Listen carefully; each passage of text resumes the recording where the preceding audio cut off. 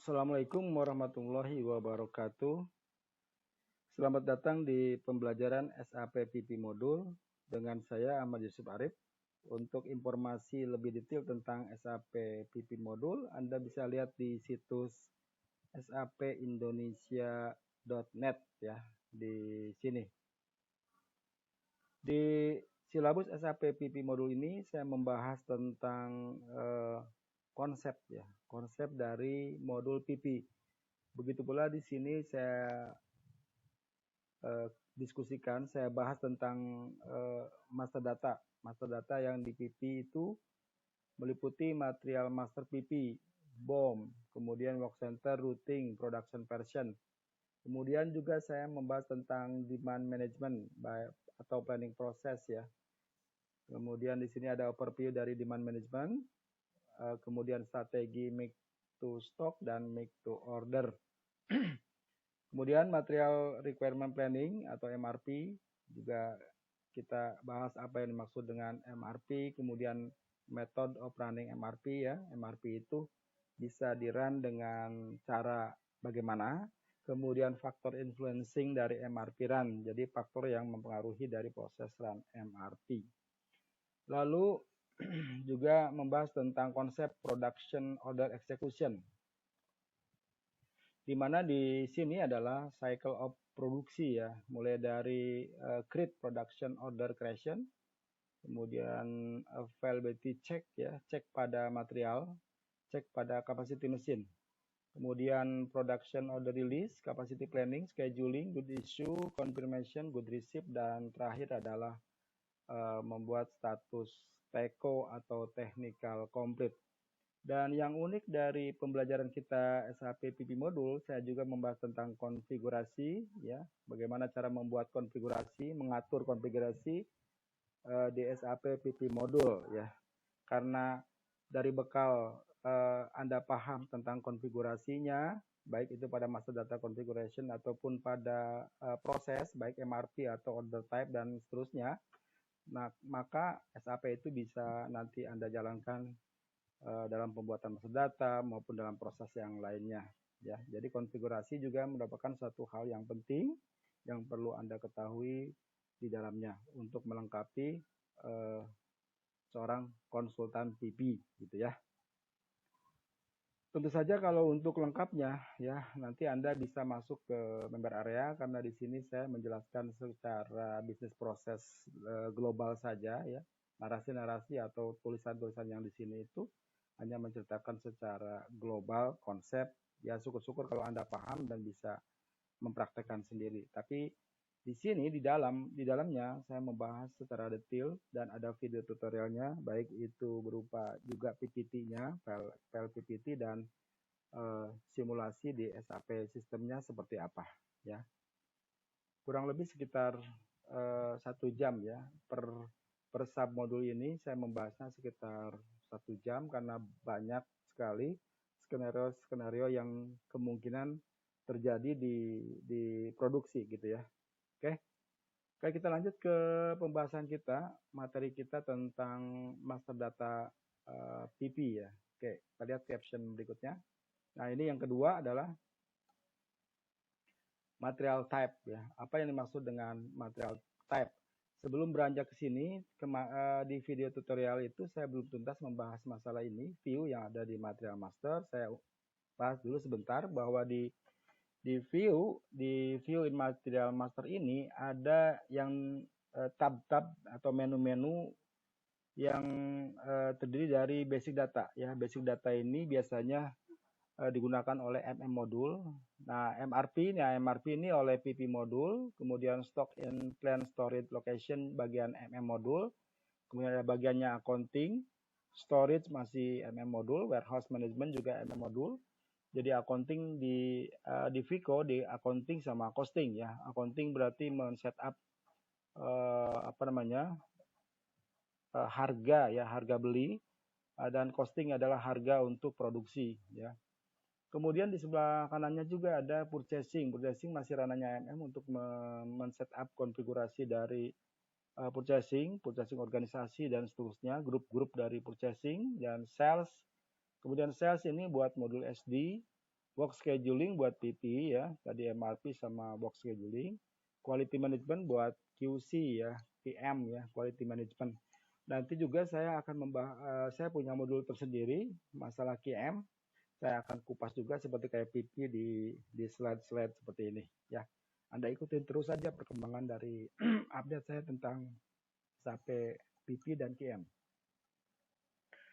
Kemudian forecasting, ya forecasting masih di PP dan classification di MM ya. Ini classification, jadi material itu dikelas-kelaskan ya.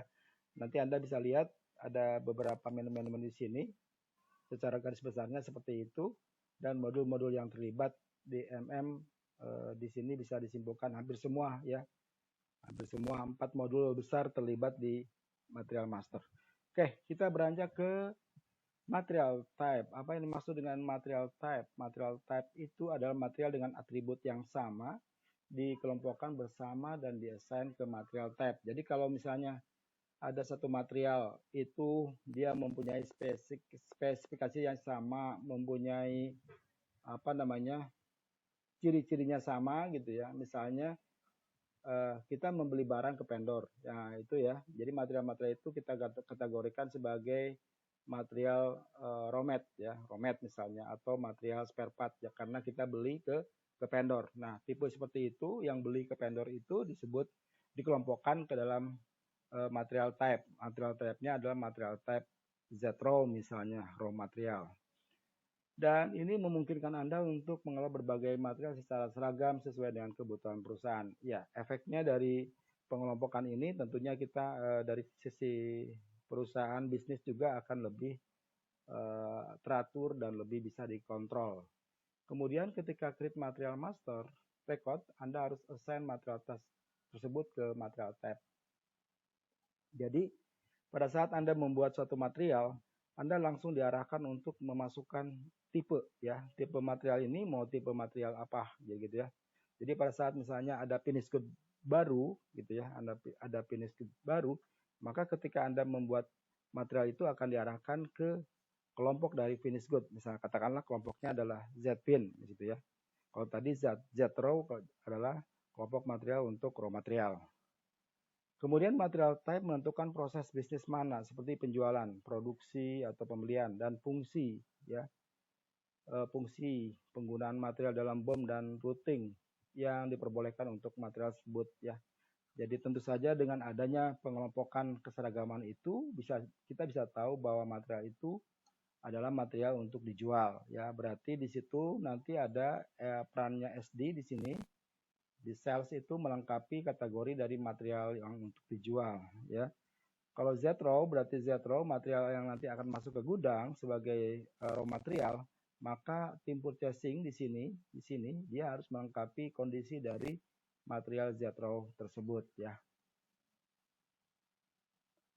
Lalu material type dibuat untuk mengelola perbedaan sesuai dengan persyaratan standar perusahaan. Material dengan karakteristik yang sama digolongkan dan diassign ke material type. Oke, tadi ya udah.